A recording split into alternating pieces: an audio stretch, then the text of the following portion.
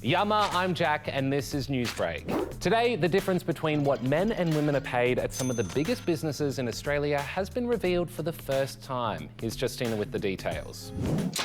When it comes to pay in Australia, there's a pretty big problem. Women are being paid less than men, and I don't think we should be putting up with that. The report of nearly 5,000 companies, including Australia's biggest employers, found within the same company, women are often getting paid less.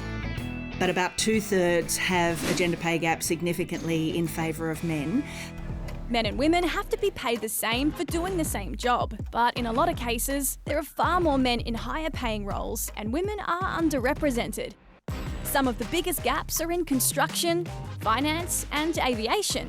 For example, Jetstar's pay gap is 53.5%, meaning that for every $1 a male worker makes, women on average earn around 46.5 cents. The agency behind the report says there are a lot of reasons for the gender pay gap. Some of the things that sit behind that are bias in recruitment, in pay, in promotion. Could be the safety in the workplace or the environment that's created to make sure that people can work flexibly. But they're hopeful this report will help speed up the process towards change. And see what a difference you can make, because a gender equal, workplace is good for everybody.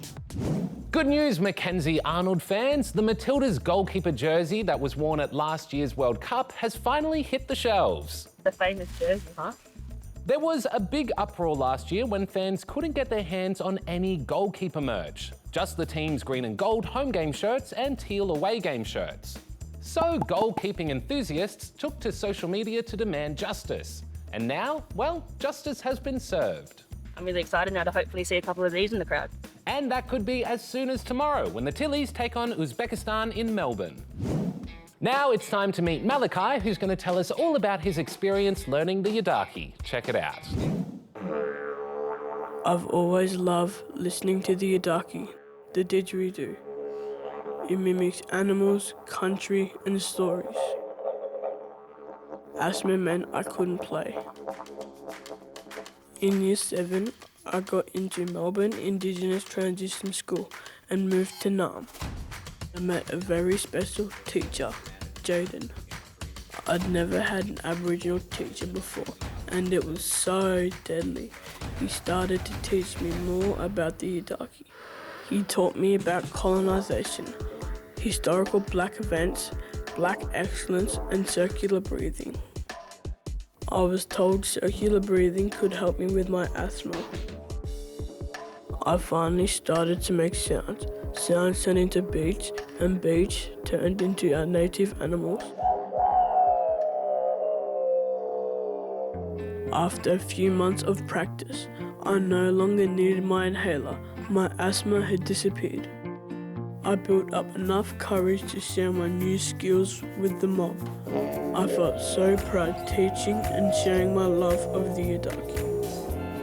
The Yidaki has brought me closer to culture and has made me even prouder to be a Gunai Kurnai man. Ooh, okay. Well, it's time to dive into these next stories. Wow! Say hello to Valentina Cafola, who just broke the record for deepest ice dive with a single fin and without oxygen. Okay, so Cafola actually already held the record back in 2017, but it was broken just last week by Japanese diver Yasuko Ozeki. So Cafola wasted no time diving in to take back the title. I'm feeling really good. I'm really happy that all my effort paid off. And yeah, I'm so happy about that.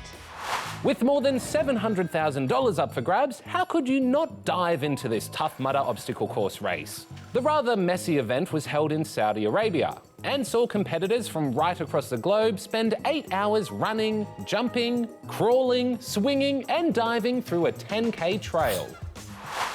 Finally, a deer has dived into a pool in Canada where it proceeded to get some laps in. And yes, you are correct, deer are not allowed in public pools. This one smashed through a window, and by the looks of things, it could cost quite a few bucks to fix it. Well, that's all the news we've got for you, but we'll be sure to dive into some more tomorrow. Bye!